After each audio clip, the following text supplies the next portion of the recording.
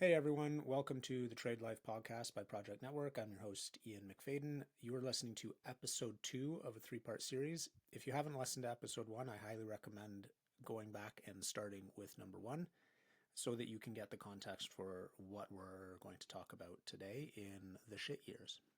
Anyways, if you've already listened to episode 1, then continue on.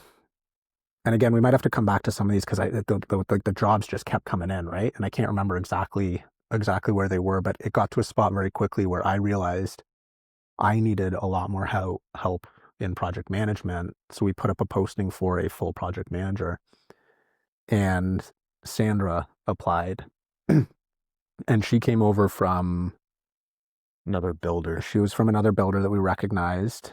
And we said, okay. And I met with her, and Leanne did the pre-screen, and she told me, she was like, you gotta meet with this woman. Like, she sounds like she's gonna be awesome. Yeah. And she came in, and there was a salary range, right? It was 80 to 100K. This was like 6 years ago. And I had the chat with her, and she's like, I was like, what are you looking for there? And she's like, I want to start at 80. And she's like, and I'm going to prove to you that I'm worth 100. It's like, okay, that sounds fantastic, right? Like, she had all the things, she knew, like, said all the right stuff. And I was like, okay, we're going to hire her, and she's going to give me a hand.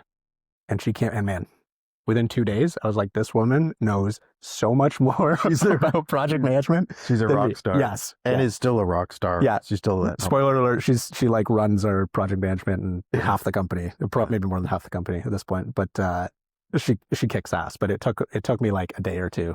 Sandra, I'm sorry, it might have been like an hour in the interview to realize that, like, I shouldn't be doing project management.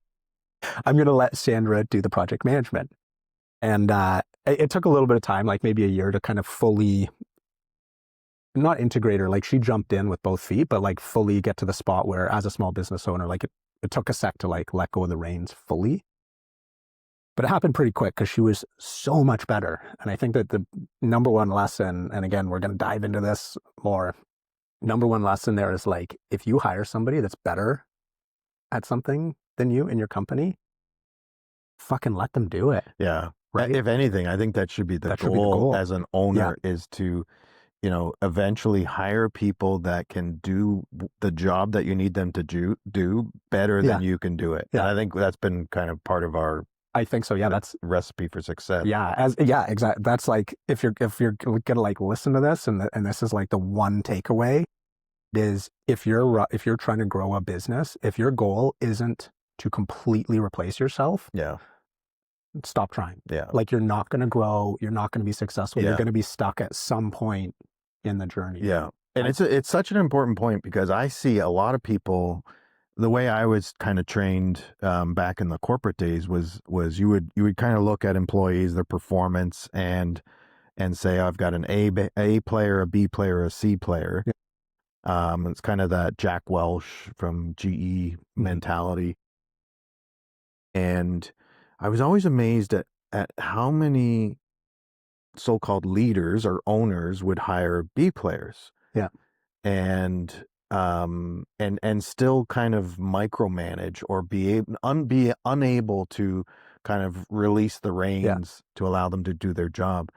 And so I think as leaders, to really kind of look and reflect on, am I sort of making sure that I am hiring people that are better than me, and having the self-confidence to be able to kind of like do that, and realize that, and it's not a knock on you, and you're not losing control. No.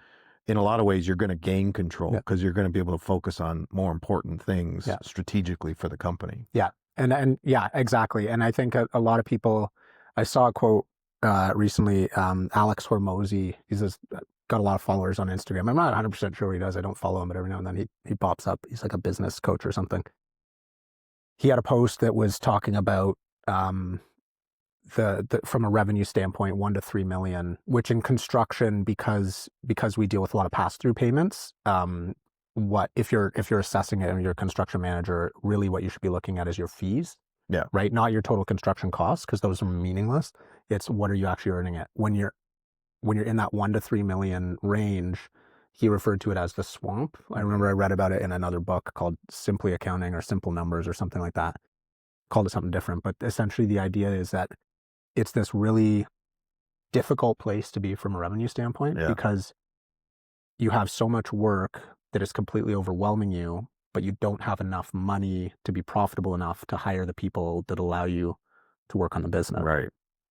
I think for us, I don't even know at this point, like I'm gonna have to dissect it, why it worked out, but I think we believed in ourselves so much and we took the risk. Right. And there was a point where we didn't pay ourselves much. For there's some sacrifice. Like there's some years of sacrifice. It's unavoidable in those first number of years.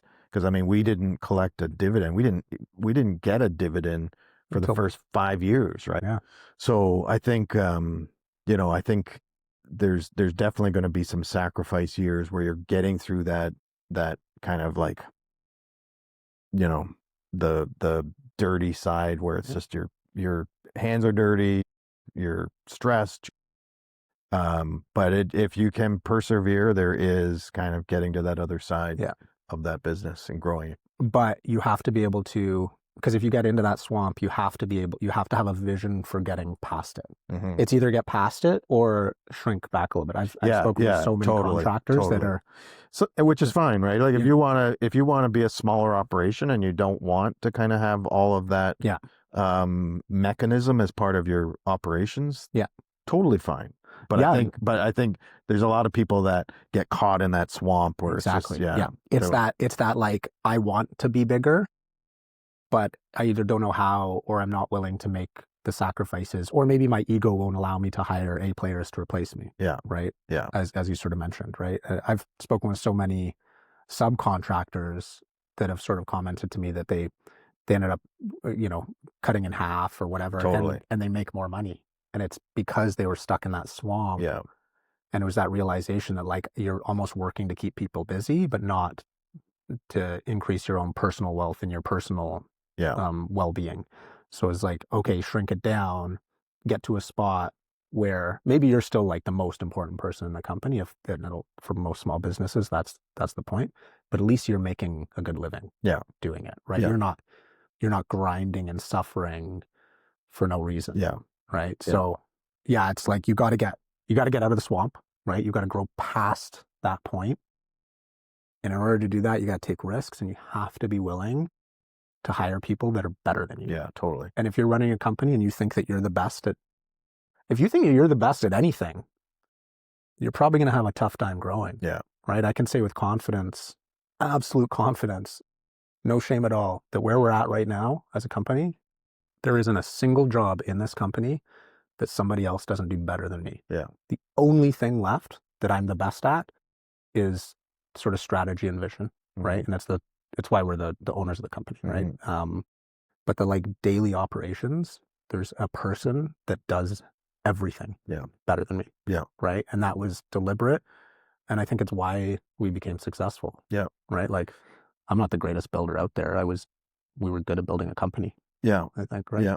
Because I think the same experience you talked about with Sandra and project management also happened when we brought on Kyle Kelland, who from a technical perspective was probably better. Yeah. And he'd had years of experience. He was a carpenter by background, site super at a previous builder, managed sites, managed people, and he just came over and I think both Sandra and Kyle. One other thing I'll say is when you're building a company, you're developing a culture as well. You got to be very specific on kind of what your mission is as a company, what your vision is, what culture you want. And I think, we did that, and Kyle and Sandra were like perfect complements to our culture, which was great and important, right? Because I think that's also a part of like, if you get these clashes in cultures, and we had some employees like you were kind of alluding to where they just did not fit the culture and ultimately didn't work out. And I think, Kyle's done a phenomenal job, and I'll even go a step further and say like, when I decided we decided to kind of expand Hummingbird into Muskoka. And I had the opportunity to kind of relocate up here. Mm-hmm. Again, we're in the same position where we're like, okay, we need to find someone to essentially replace me in the city. Yeah. And you and I looked at each other and we both said there's one person. Yeah. It's Dave Ovchek, right? Yeah. Who was with Turkstra Lumber. Yeah. And we thought, well, let's sit down with Dave and Yeah. see where his head's at, see if we can convince him to come. Yeah. And when we had lunch with him, Yeah. his first lunch, he's like, I'm in. He's like, God damn it, I'm in. And I was like, oh, this is It was awesome. brilliant. Yeah. And I think it was because of our, it was because of our culture, because of the brand that we had developed. Yeah. And he saw it as a great opportunity. And so, that allowed me to come to Muskoka, and we're growing here as well. Yeah. So yeah, totally. Let's back it up there, because that's a fantastic point. But we need to run through the shit years. Yeah, let's go back to the shit. Because the shit years, we're not even at the shit years yet in our timeline. Dave got hired just after the shit years. I think Kyle came on just kind of at the start. Yeah. Or during. They could have kind of started. So we had grown. We were in our sort of like second or third cycle of builds, right? Like we had sort of chunks, those kind of finished, and you're on your second, third cycle. Can't remember exactly. And we had 2 jobs that a little outside of where we normally work, and they kind of hit the fan a little bit. And this actually coincided with COVID, and we had gotten the bug for offsite construction, right? So this was a little bit of like, we were growing so fast, and we'd gotten a little bit of, full heads, thinking like we could do no wrong, and everything we touched turned to gold kind of thing. And we're like, we're going to keep growing. So we had these 2 jobs going. We were kind of looking at the landscape of emerging technologies. We'd heard a lot about offsite construction, and we were framing everything at the time, and we were looking at it through the lens of like, you can create a higher performing home using offsite construction.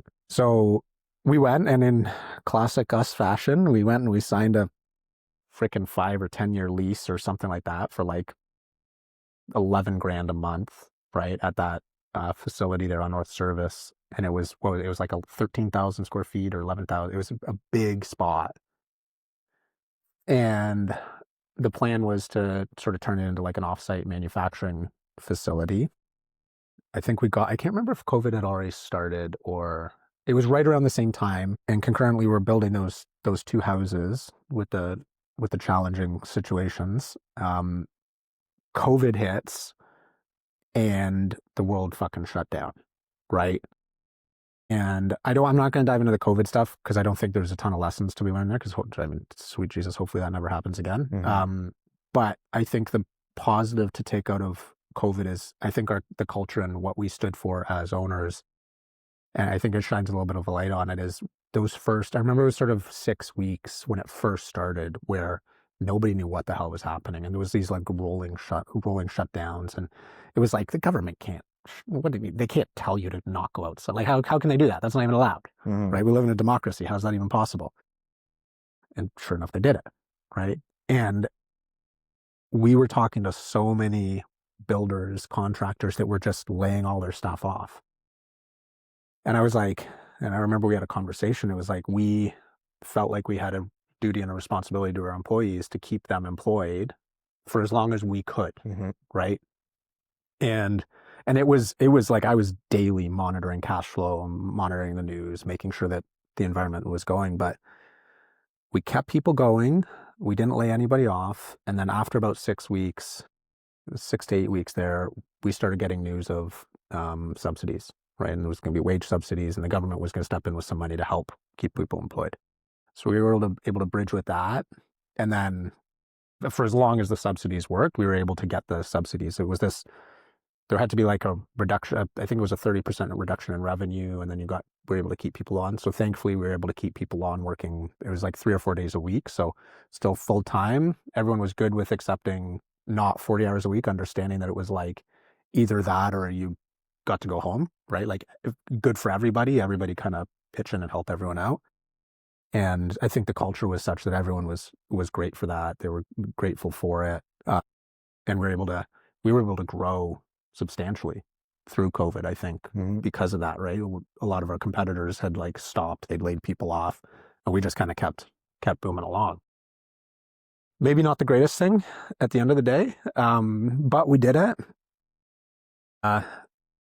So this is going to be a bit jumpy because there's like a lot of things happening at the same time, right? This was kind of 2019 to 2022, right? We were growing so fast. I think by this point we were up to 50 or 60 people all told, right? Like something like 25 or 30 carpenters. We started by building manually wall components in the back of this facility. We had built out a office space in the front.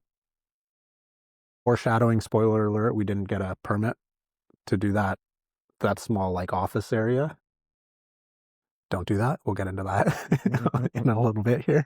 And I remember John, he convinced us to get that, what was it? It was the combi lift, and like $500,000 machine, right? We leased it, and that was $10,000 a month to lease it. And then there was insurance on it. There was the fuel to run it. And it was an incredible machine. It was a 90 or 110 foot, it was something like that, 90 to 110 foot reach. And it was kind of like, if we're going to seriously get into panelized construction, we need to buy this thing. So it's like, okay. And we're like, I remember we're like, John, is this the recommendation? Like, is this the machine that we need to get? And he was like, yes. Everybody that's doing this has this machine. It's the right one to have. And a good framer that we used had the similar machine. Remember, JB.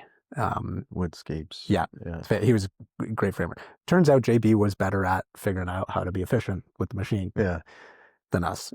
We were not good at being efficient with that machine. I had gone and we had this plan, right, to buy the Weinman panelization equipment, and we had gone and we had lined up a loan with the BDC. It was like $1 million in equipment, 900,000, something like that. We had lined up a loan with the BDC to get that equipment. And this all happens quickly, right? We had done a couple jobs.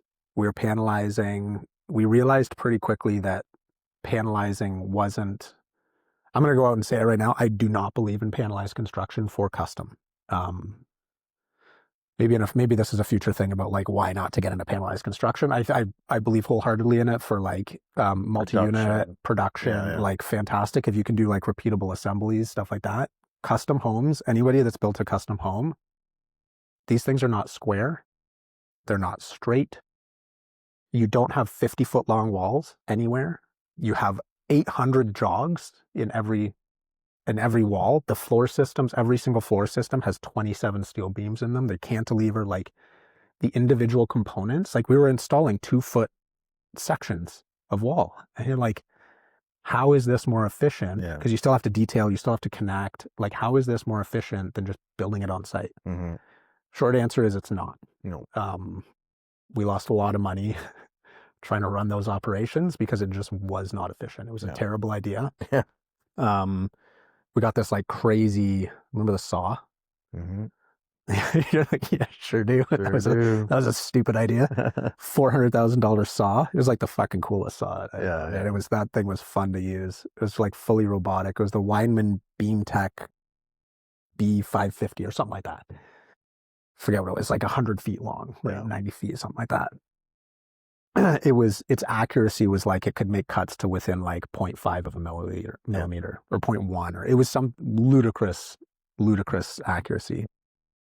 Problem with that is that these things are designed in Germany and they're tested in Germany. They use a lot of finger jointed lumber over there. LSL, PSL, LVL. Straight. Our lumber is not straight.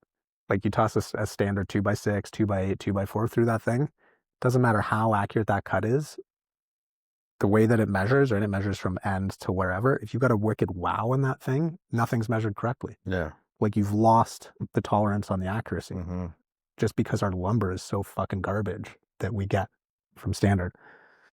That's a separate conversation. So this is all happening, and we had the 2 jobs, and one of them ended up working out okay. It was very confrontational, but we were able to get out of there, and it was okay. We didn't make any money on it. Probably lost a little bit. The other one turned very confrontational and ended up in a lawsuit. We're not going to talk about it because we're not allowed to, and this is common. Like we can't talk about these kinds of things with any detail. So I'll just say that like it was a big lawsuit. It got settled. All is good now, but it cost us a lot of money. And a lot of it really made us go back and look at our processes and our contracts because we had holes and we had weak points. And again, I think this is going to be one that we'll segue off of in the future because I think this is an incredibly valuable topic, and we'll have like a standalone series around processes and contracts. It's not fun, like it's not sexy, but man, if you're planning on building a business, if you don't get this shit right, you will fail. Yeah. At some point, you'll either go bankrupt because you don't have the processes to like make sure that you're profitable, or you're going to get sued so badly because of a hole in your contract that you're going to go bankrupt. Yeah. Right? Like either way, it's not going to end well. So we had that, and then we, at the same time, and then we're getting into like 2022 here, at the same time, I remember I got handed a letter from the landlord saying we had all these defaults. So this was at the North Service location. We had all these defaults and we had like 10 days to fix them or we're going to get evicted. I was like, what? What the fuck?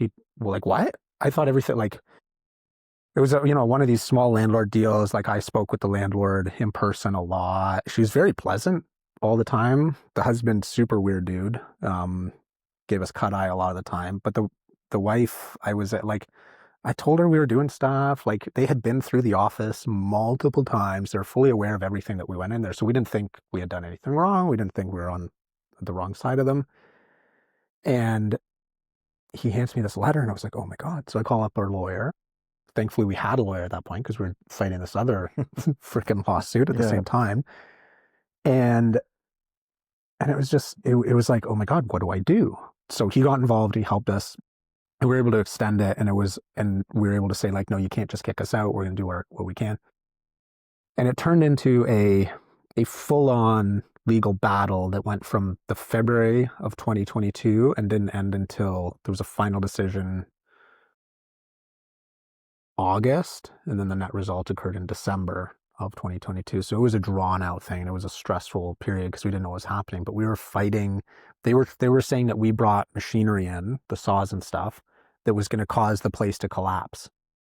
And we're like, are you guys fucking idiots? And like the lawyers are, and this is where I'm just like there's got to be a level of like the lawyers should at least have some understanding of what they're talking about, right? When somebody's making a claim that by putting a heavy thing in the middle of a slab in a warehouse, it's not going to cause the roof to cave in. Sure. Yeah. Right? Like let's common just sense. Like, exactly. Yeah. They're like, the whole building's going to fall down. And so we had to get we got concrete testers in, we had the 3D scanners in to show that like, no, there was rebar. It was like 10 inches thick, right? Like all this kind of stuff. And then they got their own in. And this whole thing, it was a clusterfuck. The nail in the coffin on that for us was that we hadn't got permits. And I was able to show multiple times that they were fully aware of all that. And the way the judgment came down, and this was a really good lesson, coming from, so as I mentioned at the beginning, I started a duplex. Have you ever rented to anybody before? No. So we had that duplex and we rented to a couple people. So I've been a residential landlord. And in residential, you can't evict people. Like you cannot evict people. It's like I've heard horror stories of you trying to get people out. It takes like 2 years. And then even if people don't pay rent for 6 months, right? A decision comes in, they pay 1 month rent and then, oh no, they get to stay. So I'm like, okay, there's going to be some level of decision on our side being the tenant. Turns out no. Commercial leases, they don't give a fuck. They actually side with the landlords. Mm-hmm. And the way the judgment came down, was that basically we were assholes because we didn't get a permit and we knowingly put their business at harm. And we were like, what? Like, what? How did we put anything at harm here? We did no damage to the building. We renovated, we painted the outside of the building, made it look better. Yeah. Like the whole place, it was thriving. It was so much better. No, didn't matter. That was the decision. So we had to pay them lots of money. We had to pay, instead of like ripping everything out, we just paid them like 70 grand or something. It was fucking stupid because the way the decision was that we had to put it back the way we found it. Mm-hmm. And it was a bag of shit when we found it. Like we Mhm. significantly improved this place. But that's not what they wanted. They wanted us out. The reason they wanted us out, and I found this out kind of like near the end, was that our lease, when we signed it, was $9 per square foot. I don't know if you remember this. And I don't know if it's 2025 now. I don't know if they've increased or decreased, but at the time when they kicked us out, they could release that place for $18 a square foot. Yeah. It represented something like $1 million or $1.5 million for them over like 5 years or Mhm. like the remainder. And I was like, oh, yeah, that's a motivation Yeah. to get us out under like whatever they got to do. And it turns out, and I had my suspicions, and it turns out they had somebody lined up that moved right in, right? Like there was a whole like collusion thing going on there for sure. Doesn't matter. Water under the bridge, it's over. That coupled with the lawsuit on the home, and then just the general losses with just like not doing well with the offsite construction stuff. It cost us, I don't know if you remember, it was like 1.1, 1.2 million, Yeah. something like that. You're like, oh yeah, I remember Yeah. that. Yeah, I remember that. I remember managing the books. I've managed the books the whole time, but there was a point where there was a spot where our bank accounts, they looked fucking low, man. They were down at like 300 grand or something, and I modeled it out, and there should have been like 1.5 million or something in there, and I modeled it out, and we were going to be down to 70 grand within like 6 weeks just because of expenses coming out, and 70 grand wouldn't have covered a month of payroll for us. And it was like, fuck, like this is going to bankrupt the company. This is going to bankrupt. It wouldn't have personally bankrupted me and you because we had put protections in place surrounding corporations and stuff, which that's going to be a separate topic, how to do that to ensure that you can protect your personal assets. But it was like we had 50 or 60 employees. I felt personally responsible for them, and it was fuck. So I pulled a line of credit, me and Leanne, from our house, and we put $460,000 into the company to keep it afloat. You were just absolutely kicking ass, and you pulled in a couple of big jobs right at the same time. Fantastic timing. And then thankfully enough, we were able to sell the machinery. Like we sucked at it. It wasn't, we shouldn't have bought that machinery, but it was a good learning experience. It was knowing when to pull the plug, right? I think is another critical lesson there. But yeah, those were the shit years, right? Like we escaped that just like by the skin of our teeth. Like it was real close. And coming through that, I remember this is where we ended up parting ways with John, because it became a point where like we all had to put a little bit of money in. We had to sort of like make a bet on the future of the company, and me and you were aligned with, no, we still believe in what we're doing here. We think we can turn this ship around. And I think John just didn't have the stomach for it, and the way we envisioned the next couple of years, it didn't align, and we were able to come to a good agreement, and he stepped aside and went out on his own. I'm not sure what he's doing now, but I hope he's doing well. And then it was me and you, right? And we pushed along, and I mean, this is probably the quick one. Like it ended fucking well, right? Like and I think it was an incredibly difficult time. It was an incredibly expensive learning lesson.